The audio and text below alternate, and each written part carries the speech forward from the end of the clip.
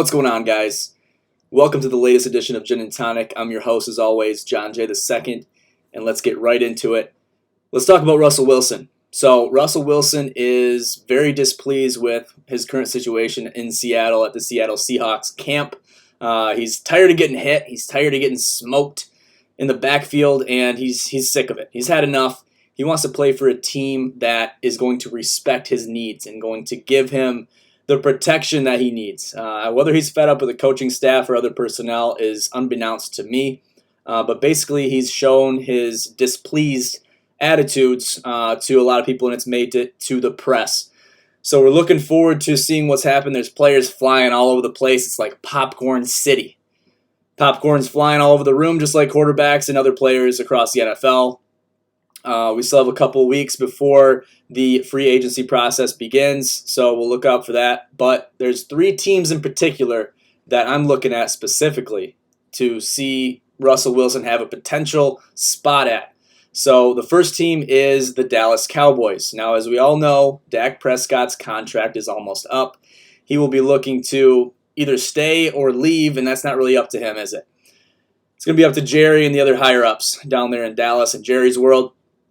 And they're going to look and see what their options are. Now, with Russell Wilson possibly being on the trading block, it could open up some opportunities for Dallas to give him an offer. Now, it's going to cost a pretty penny to extend Dak Prescott's contract.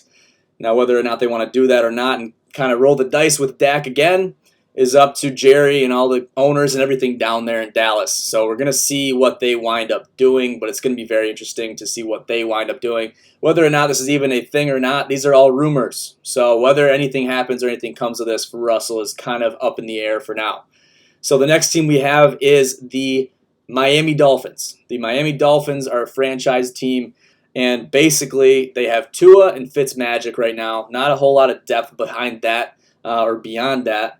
So they're going to look to see if they can expand, if they can bring their team to the next level. Russell Wilson has shown himself on multiple occasions to be a Super Bowl caliber quarterback. We've all seen that.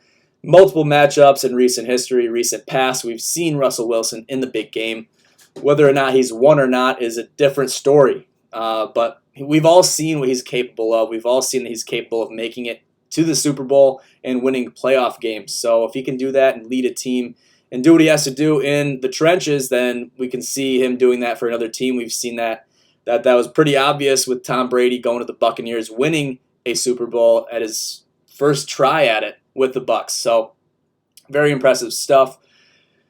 The third and final team that they're looking at, or at least Russell's looking at, or this team's looking at Russell, whatever it is the Indianapolis Colts. Now, as we all know all too well, Phillip Rivers is gone. He played 1 year for the Colts and got out of there, got out of Dodge. He had bigger priorities. He had bigger fish to fry.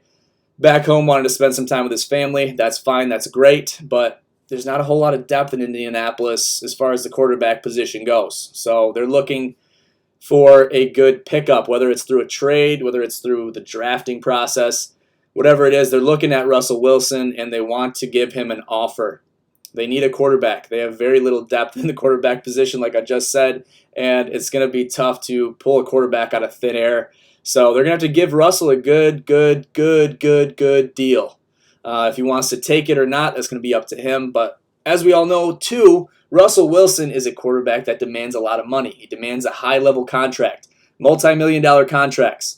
That's all he's signing. He's earned his way to that position to the point of deserving something like that. So we can see that and expect that for Russell, no matter what team he goes to. Hopefully, whatever team he has to offer him an offer has a high salary cap, because they're going to be requiring a pretty penny. But you think about it, it might require less of a pretty penny than it would for maybe an extension, like say down in Dallas with Dak Prescott or whoever.